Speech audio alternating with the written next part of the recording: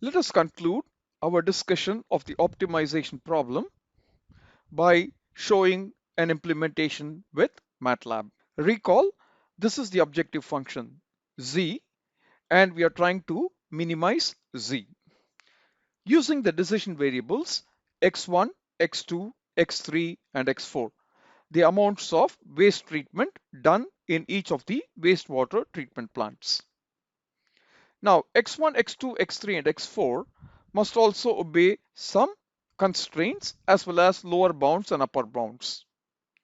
The lower bound for x1, x2, x3, and x4 are 0, which means no processing of the pollutant. The upper bound for x1, x2, x3, x4 are equal to 1. That means complete treatment of all the waste generated by each city. Now, we also saw that the mass balance equations for the 4 junctions and the environmental regulations that are imposed for the concentration values at each junction, the concentration should be restricted to less than or equal to 20 units, gives us these 4 inequalities, linear inequalities, which we nicely set it up in the form of a matrix. So this is the A matrix and this is the B vector. So this is called linear matrix inequalities. And MATLAB likes the inequality to be less than or equal to. So we are fine with that as well. We have already discussed the lower bound and the upper bound for x1, x2, x3, and x4. Now this is the MATLAB implementation. Okay, so all this is typed in a M file and it is executed. When we solve problems, optimization problems later as part of tutorials, and if we get to studying some of the details of the optimization algorithms, we can go through the full features available in MATLAB. But right now, all I want to tell you is, I want to tell you that the key function that is used by this code is this built-in function from MATLAB called fminCon. Function minimization with constraints. Our problem has constraints and we are trying to minimize. So MATLAB has routines only to minimize. If you have to maximize profit, then we will minimize the negative of the profit. So we do not have fmaxcon in MATLAB. We have only optimizers that minimize functions. All right. So if you have a maximization problem, we will minimize the negative of the profit. So minimizing the negative of the profit means maximizing the profit. So fmin con means constraints. And basically you have to tell fmin con what is the objective function. So that is a function file that you should declare later. Now, apart from the objective function, fmin_con also requires us to give an initial guess for the 4 decision variables in this problem. This problem has 4 decision variables. Other problems may have 2, other problem may have 22, etc. So how many ever decision variables there are, for each of them you have to give a initial guess value. And then the algorithm, fmin_con algorithm, will implement a certain strategy to improve your initial guess and hopefully take you to the right answer, to the best values of the decision variables that minimizes the cost or maximizes the profit. I say it possibly can take us to the answer, which means sometimes it might not converge properly, right? So a good initial guess is always important. Then you give MATLAB the linear matrix inequality matrices, right? So the linear inequality matrices A and B. So A followed by B, the coefficient matrix followed by the right hand side vector A and B. Then if your problem has equality constraints, linear equality constraints, you can specify that next. It has to go in this particular order. So in this problem, we do not have any linear matrix equalities. We only have linear matrix inequalities, which A and B takes care of. Since we do not have any linear matrix equalities, we just design them to be null vectors, or we just tell fmin_con they are empty. We have no linear matrix equalities. Then we specify the lower bound and upper bound on the decision variables. LB stands for the lower bound. So whichever decision variables has lower bounds, we should specify. If the decision variables has upper bounds, then you can specify. So fmin_con will try to make sure that all the linear matrix inequalities or linear matrix equalities as well as the lower bounds and upper bounds are satisfied. If you have other nonlinear constraints, you can specify it here. In this problem, there are no nonlinear constraints. Therefore, we declare that to be empty. In some cases, right, we may want to play with some of the features of fmin_con. That means fmin_con comes with certain default settings. If you're an advanced user of fmin_con, you may want to play or tweak those settings to solve your particular problem. Now, at this stage, we are not experts in fmin_con. Therefore, I'm just going to be happy to deal with the default features that fmin_con offers. So I'm just going to declare that to be empty. So this is the options. I don't want to change any of the options. I'm happy with the default settings of fmin_con. Before that, what we have is the non-linear constraints. Non-linear constraints. We don't have any, therefore it is empty. So the lower bound and the upper bound. So it has to be in this order. fmin_con should have first the file that calculates the objective function. Second is the initial guess for the decision variables. Third and fourth in this order will be the matrices corresponding to the linear matrix inequalities. Then you have matrices related to the linear matrix equalities. So LME. In this problem, there is none. After that, it should be lower bound and upper bound for the decision variables. And what happens is fmin_con will process it and then it will store the answer in X. So X will contain the best or optimal values of the decision variables. In this case, the best values of X1, X2, X3, and X4 that obeys all the constraints as well as minimizes the cost function. And at this optimal point, whatever is the value of the cost function, that will be stored in zval. So X contains the optimal values of the decision variables. Zval contains the value of the objective function at the optimal values of the decision variables. Okay, so this is the key command that is used. And everything that is done here on the slide is only meant to support fmin_con and to type out the results from fmin_con. So if you have to go through this in sequence, initial guess x0, I'm declaring it all to be ones, right? I know all the decision variables x1, x2, x3, x4 can take values between 0 and 1. So I can pretty much give any number for x1, x2, x3, x4 initial guesses, right? That is between 0 and 1. I chose to give all ones here. You can give all zeros and see. You can give everything to be 0.5 and see, or you can come up with any reasonable initial guesses. So that is the initial guess. The lower bound and the upper bound for the decision variables, as discussed many times before, lower bound is 0 for x1, x2, x3, x4. So it is 0, 0, 0, 0.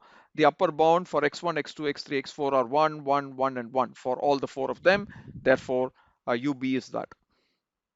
Now, the linear inequality constraints, right? This is the linear inequality constraint. So there is a mistake in the comment line. So it should be linear inequality constraints. All right, because this is inequality less than or equal to, right? So linear matrix inequality. Okay, sorry for the typo in the comment line. That doesn't change anything, but it is better to comment it correctly. And then I input the A matrix. So A is -1, 0, 0, 0. Then the next column is 0, -1, 0, 0, etc. Right? So this is the A matrix. So we know how to declare matrices in MATLAB by now. So A is equal to -1, 0, 0, 0, semicolon. That means we have finished the first row. Then we go to the second row. It is going to be 0, space -1, space 0, space 0. And the third row is, as you see, -50 by 11, -70 by 11, -400 by 11, and 0. So -50 by 11, -70 by 11, -400 by 11, and 0. The last row of A is -30 by 25, -42 by 25, -240 by 25, and -10. So you can see that. -30 by 25, -42 by 25, -240 by 25, and -10. So that completes A. And B, as you know, is -0.8, -0.5, -300 by 11, -62 by 25. So I can put those numbers, right? So B is equal to minus 0.8 semicolon, minus 0.5 semicolon, minus 300 by 11 semicolon, minus 62 by 25, and then bracket closed and semicolon. This is the suppressant, right? Echo suppressant at the end of every MATLAB command. So B will be a column vector as you need. Then everything is ready. All the input arguments are ready, except that we need the objective function, right? So the objective function is here in the same M file at the end. That's where we type in functions. That will be called by the program. So cost wastewater treatment plant, that is the name I've given to the function that calculates the objective, the cost, right? So function, some variable, which will also be used inside. So this and this should be the same. So function space a variable equals cost WWTP, the same name as given to fminCon. Brackets, ordinary brackets x. So x's are the decision variables. So z is equal to 2000 times x1 plus 4000 times x2 plus 16,000 times x3 plus 10,000 times x4, right? So x4 is written as x of 4, the fourth element of x. So x contains x1, x2, x3, x4. And therefore, x3 is written as x of 3, x2 is written as x of 2, and x1 is written as x of 1. So that comes from exactly this, right? So here we say x4 in MATLAB, we'll have to say x of 4. We say 10,000 x4, we should say 10,000 star x4, because MATLAB will understand it only then, right? Similarly for each term. So if you do that, this is done, right? And then every function should end with an n. Now everything is ready. So I call fminCon through this command as I've already described it. And then at this point in time, when the code is executed, you will have the answers x for the optimal values of x, the decision variables, and then you will have the cost corresponding to the best values of x1, x2, x3, x4. So that will be the minimum cost, right? So once the statement is executed using all the information that has been provided to fminCon, you're ready to display the answers. So I use the display command in MATLAB to just display.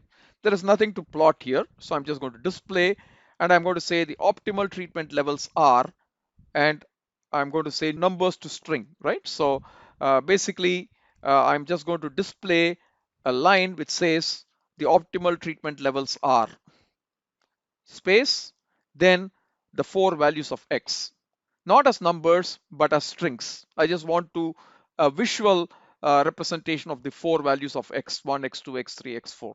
All right. So I'm just interested in presenting the number on the screen.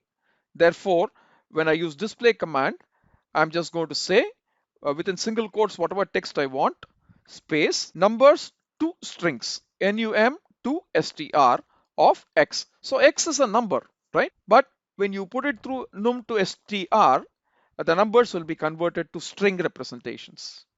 And this is just for display purposes, right? If I want to process x as numbers, then I can use this variable. That's already there in the workspace as numbers. But this statement we are just trying to display. We are not doing any harm to the numbers. It is just for the purpose of display I'm doing it. All right. So that should be acceptable and practicable for you. And then I'm also ready to display the the minimum cost. So I just say display within ordinary brackets open, square brackets open, within single quotes the optimal treatment cost is quotes closed, number to string of zval, which is the lowest value of the objective function corresponding to the optimal values of x1, x2, x3, x4.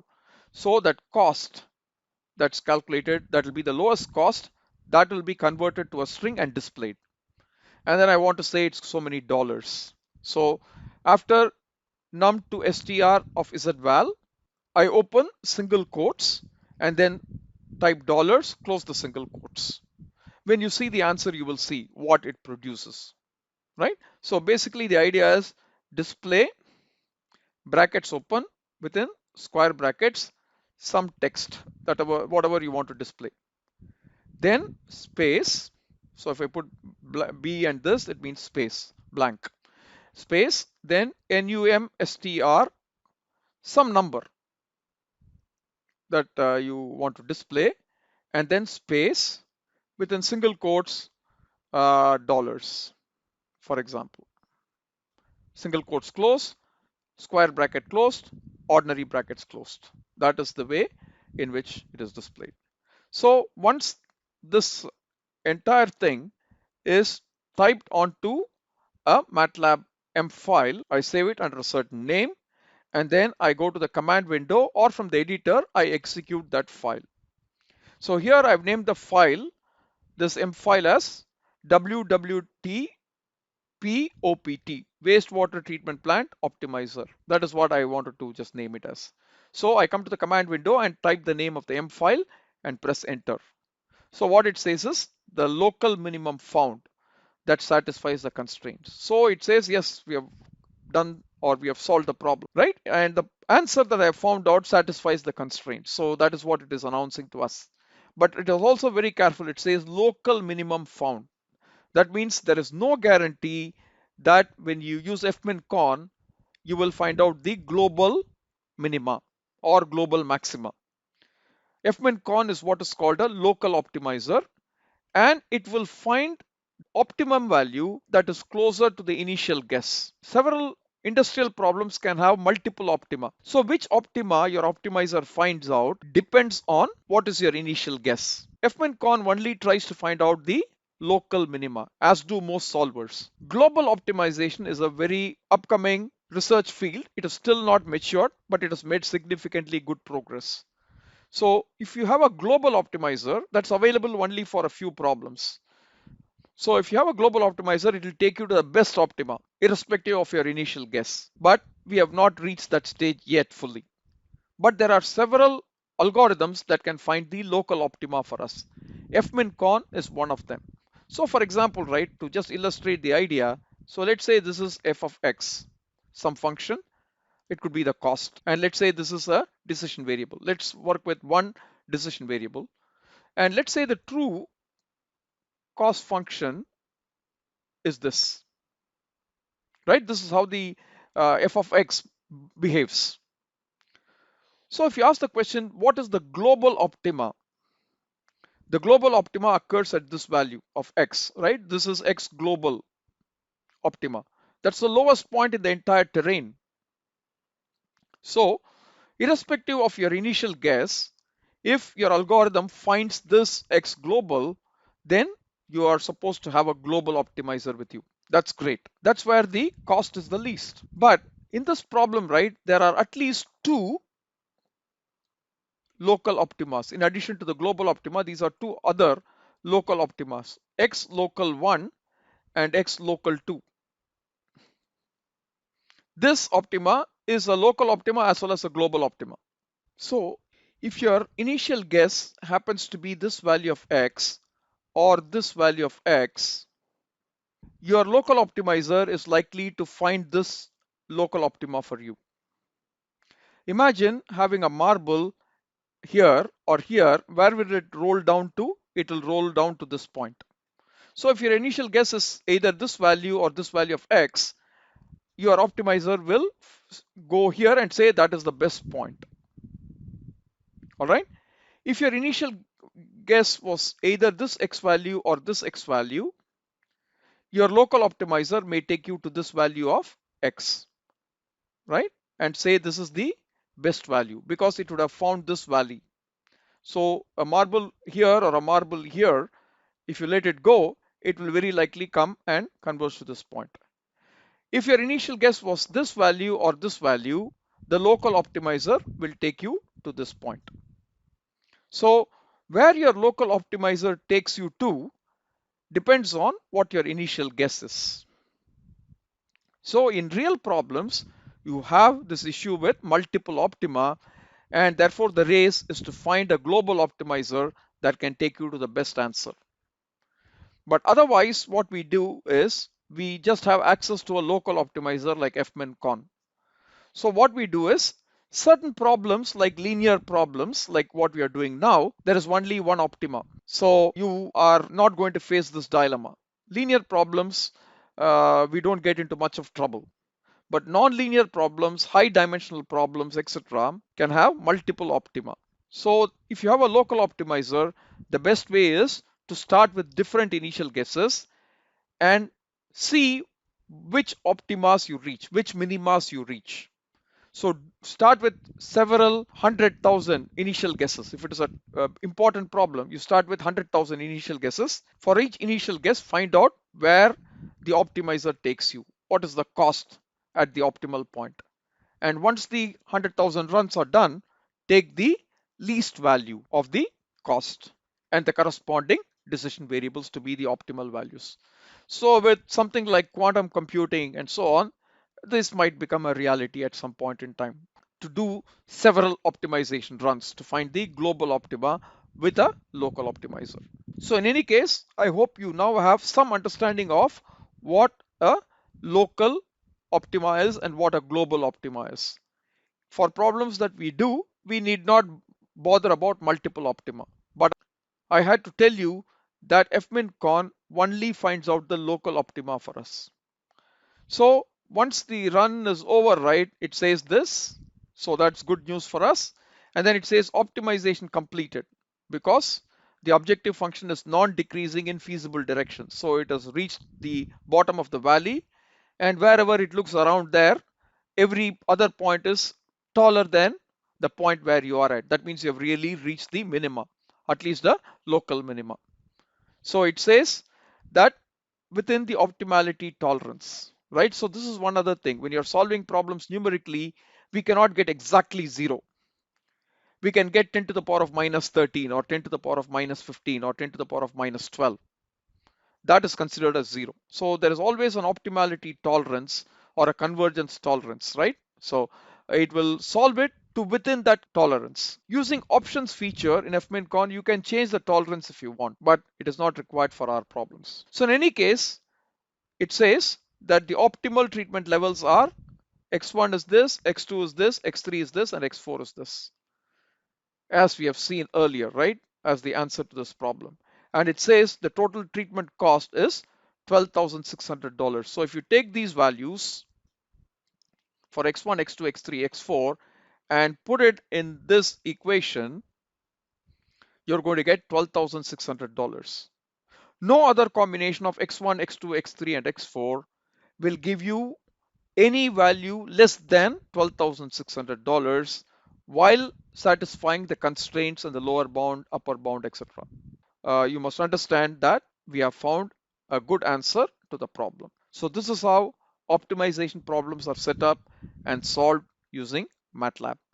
So we've spent quite a bit of time formulating the problem, writing the equations, understanding the constraints, understanding the features of fmin_con, and finally understanding that fmin_con is a local optimizer, but it is quite powerful. Thanks for your attention. I'll catch up with you later.